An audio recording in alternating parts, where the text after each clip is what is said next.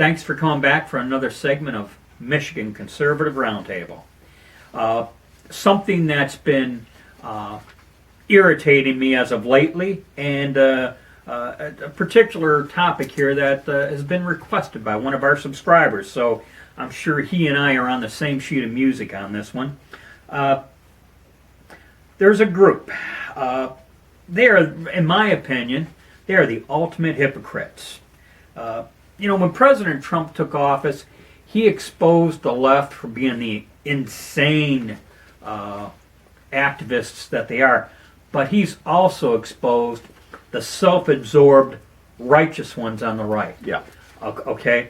And in the past, Mac and I have called them the high road Republicans.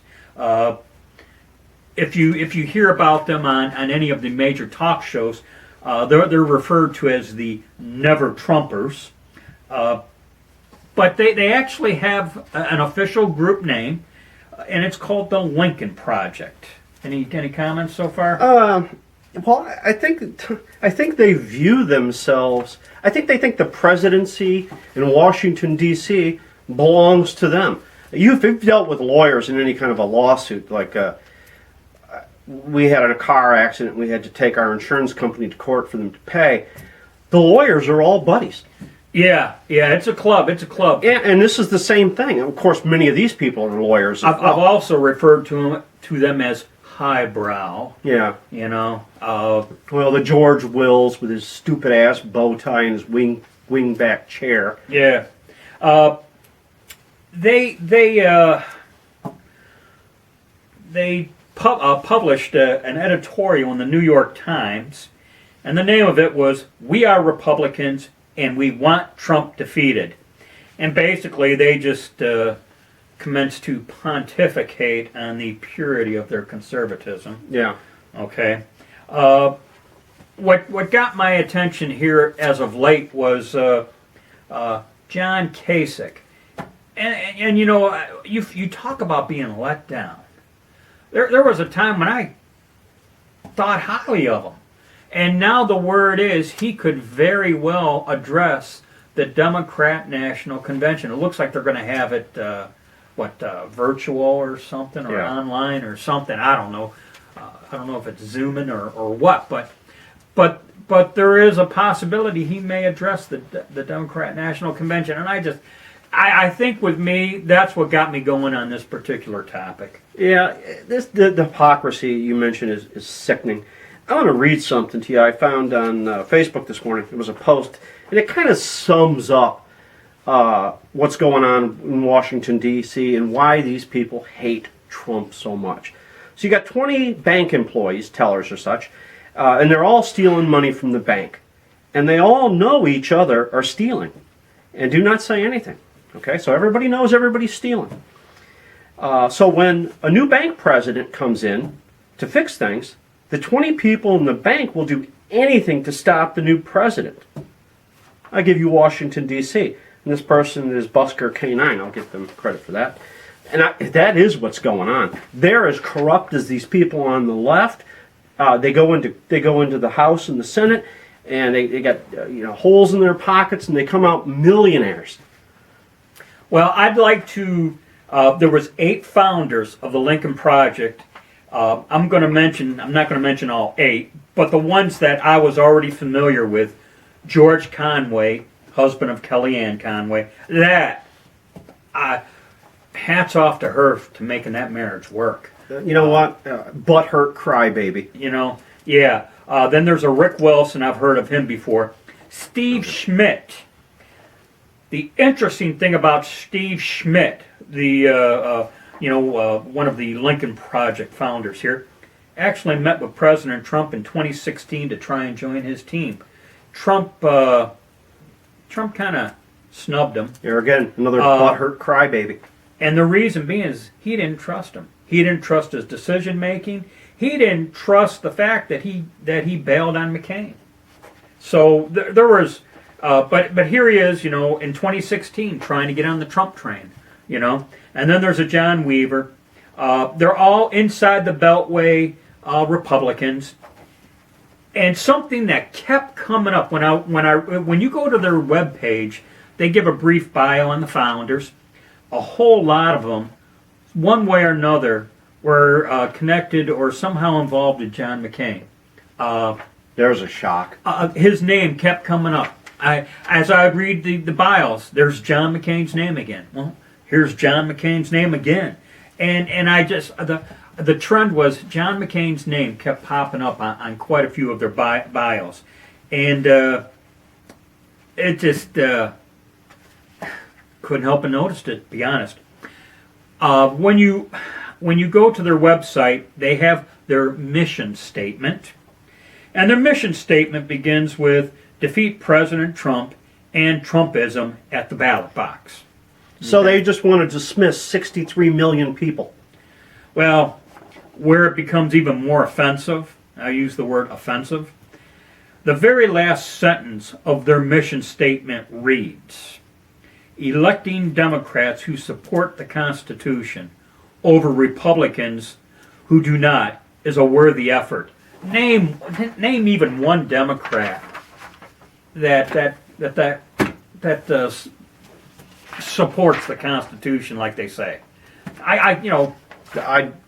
There may be some. I don't hear from them.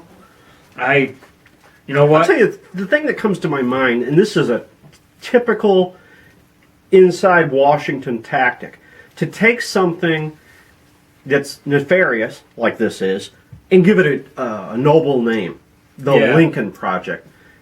That's typical that's of these people. But the Affordable Health Care Act, the last thing it was affordable. The Fairness Doctrine, which is blatantly unfair. And if we had time, we could go on and on. But we want you to watch our other videos, so we won't go. Beneath their mission statement was kind of it said our inspiration, so I thought of it as an inspirational statement of theirs. And here's where it really, really cuts to the quick here. President Donald Trump and those who sign onto Trumpism are a clear and present danger to the Constitution and our republic. It says that. You can go to their website and you will see it. Do they give examples of how he and we are dangerous to the Constitution? They don't. I can only assume that they consider it a given. It's just a given. Because they say so. Because they say so. I mean, they're so wise and learned and... Something about this group and those like them, and I hear it on Rush Limbaugh a lot, okay? And Rush Limbaugh is clearly opposed to the Lincoln Project. He goes, in his typical speech pattern, folks, how many of you for years have given money to these very people and their causes in the pursuit of advancing conservatism? And now we have a president who has enacted more conservative ideas than, and you can throw the Bushes in with this and whatnot. And we got a guy who is enacting one conservative thing after another, and these people want to vote him out of office. The very people that years ago have been asking for money in the pursuit of conservatism are now opposing perhaps one of the best advocates of conservative ideas. And they don't deliver. Case in point, moving the U.S. Embassy to Jerusalem. Yeah. How that was promised and promised and they never did it. They always promise conservatism, and then, they just don't deliver on anything. I would also be remiss. Especially the Bushes. I'd like to mention a few more names here. They're not listed on the Lincoln Project site, but they are sympathizers, I'll tell you. William Crystal.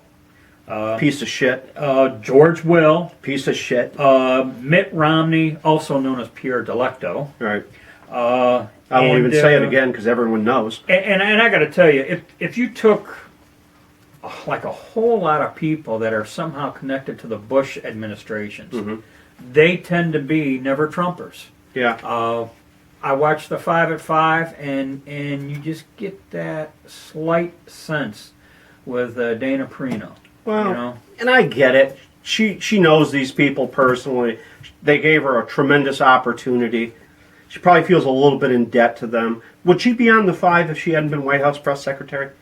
Would you even know who the hell she was? Yeah, well, that's a thought. So, basically, when you consider abortion, or when you consider issues like abortion, Second Amendment, taxes, and here these people are saying, well, we need to align ourselves with the Democrats, at least right now. At least right now. So we're going to kill the unborn. We're going to open the borders and take jobs away from Americans. We'll just go down the list of things that we're going to let Black Lives Matter run the country. We're going to let the anarchists do what they want. We're going to defund the police because that's what these people want to do. We're this far away from being in a totalitarian communist state, and we've got a little dictator here in Michigan by the name of Gretchen Whitmer. Yeah. So, like I said at the beginning of the segment, as far as I'm concerned, this group, the Lincoln Project, is really the ultimate group of hypocrites. Well, they don't want the new bank president looking into their accounts. I've said this in the past. Because they're dirty. How many times presidential election upon presidential election have we been told to hold our nose and vote for their guy? And I've done it. And like good little troopers, we did. Mm-hmm. Dole, I mean, you can go down the list. Dole, McCain, Romney. We held our nose and voted for their guy, okay? And then finally, we got a guy, and oh no.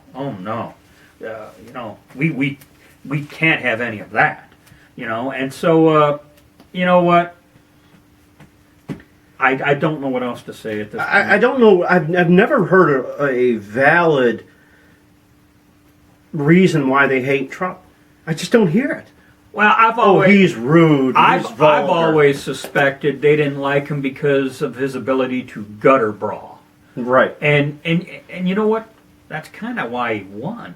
He won because we wanted someone to push back and get dirty if they had to. And President Trump, he'll push back.